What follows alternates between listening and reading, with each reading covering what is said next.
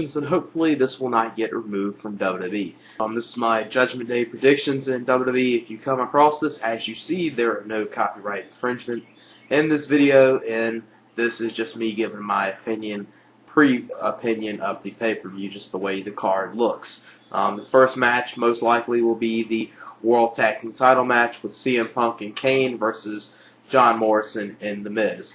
This could actually be a decent tag match, just as long as Kane's not involved in this match too much, because Morrison and Punk, they work well together, and The Miz, some of his better in-ring work has come from working with CM Punk.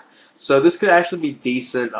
As I said, depends on how much Kane's involved in this match, because he's going to be the part of this match that could hurt this. Hopefully it'll be at least decent. Obviously see Morrison and Miz retaining the tag team titles, and most likely probably to further bury CM Punk, as WWE's looking like they're doing. CM Punk will probably be the one taking the pinfall in this match. Then up next, the match that doesn't have any build at all, and the match no one cares about seeing, which is Big Show versus Mark Henry. This is going to be is a typical big men match that's not going to go anywhere. It's going to be completely terrible. It's going to be the part of this pay-per-view, and probably the only match on here that looks really, really terrible. But yeah, I see Mark Henry coming up with the victory in this match, because it doesn't look like they're trying to push Big Show that far at all anyway. But maybe they will. This is just going to be a waste of space being on the pay-per-view.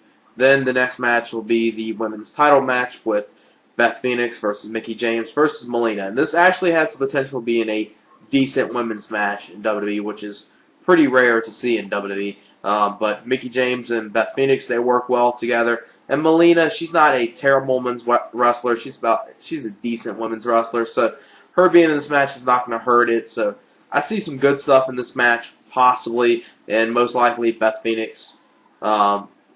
Actually, not Beth Phoenix. Mickie James will most likely retain her women's title in this match. Then the next match will be Cena versus JBL, and obviously this doesn't really have a lot of build to it, but obviously with their past history of Cena defeating JBL at WrestleMania 21 to become the WWE Champion for the first time in his career, then their I Quit match. So this has the potential to be a decent match. Cena, obviously, since that time has improved in the ring, even though some people might say he hasn't. And JBL is one of those guys that can create great heat, and he's a very good heel. That's one thing I will give him. He doesn't deliver in the ring, but he can deliver, with promos, and he can deliver with getting heel heat from the crowd. So in this way, WWE will probably most likely in this, even though John Cena gets mixed reactions from the crowd, booking him against JBL is one guy that probably most of the fans will be behind Cena, at least in this match, which is pretty rare in WWE because Cena always gets those mixed reactions. And John Cena most likely is going to get the victory in this match. Then on to the match that most likely should be the match of the night, which is JBL versus Shawn Michaels. And obviously anyone that's seen their WrestleMania 19 match is probably just like me expecting a lot from this match. This match could be a very good match. Unfortunately, I see it possibly getting hurt at the end of the match because I see Batista getting involved due to the fact of the thing they did on SmackDown where Batista said, if I find out you faked your injury, Shawn, I'm going to come after you. So obviously Batista's going to get involved in this match, probably cause Shawn Michaels the match, and Jericho will most likely win this match.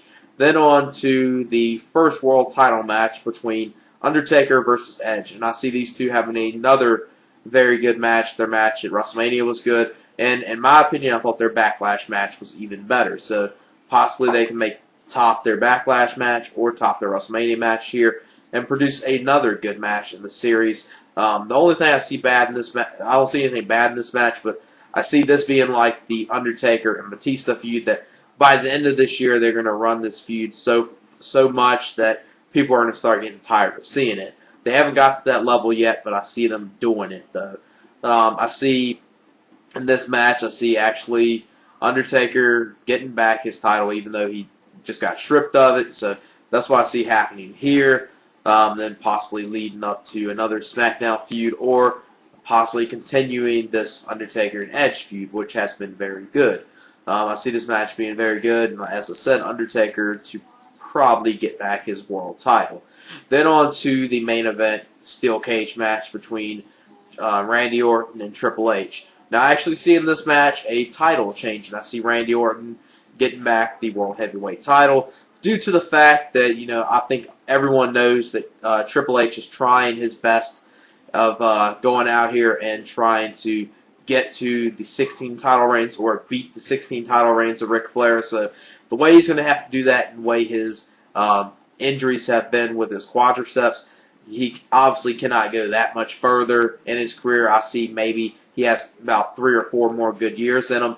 So he's going to try his best to get to that 16 as quick as he can. So I see Randy Orton retaining the title here and possibly having a Randy Orton and John Cena feud again during the summer, which if they do that again, it could be very good because I'll be shocked if by the end of this summer or by Survivor Series John Cena isn't champion yet, because that would really shock me. But possibly maybe they're going on the route to saying, after John Cena had a long title reign, they want to wait a little while to give him the title back, because a lot of motors are like that. After someone holds the title for a long time, they want to wait a while for that person to get the title back in the future. So possibly they'll wait a little while for that. And I obviously see, the Triple H and Orton match in the cage could be good. I'm getting a little tired of seeing these two wrestle because they wrestle each other so much within the past few months and ever since basically this feud's been off and on since I think after SummerSlam 2004. And some of their matches have delivered, but most of the time it's the same old thing, nothing really special. Hopefully they'll do something special in the cage here. Undertaker and Edge, like I said, could be a potentially good match. Just as long as the ending of Shawn Michaels and Jericho isn't ruined, that could be a good match. It's going to be very hard topping their WrestleMania 19 match, though. And John Cena and JBL could be a potentially good match. The women's match has potential to be at least decent. Not JBL, Mark Henry and the Big Show is obviously going to be terrible. And the tag team title match is probably going to be one of those throwaway matches that no one's going to care about after seeing it. So I will say this pay-per-view has a potential to be at least a decent to good overall pay-per-view. And yeah, it's just my predictions for the pay-per-view. And yeah, that's it. Peace.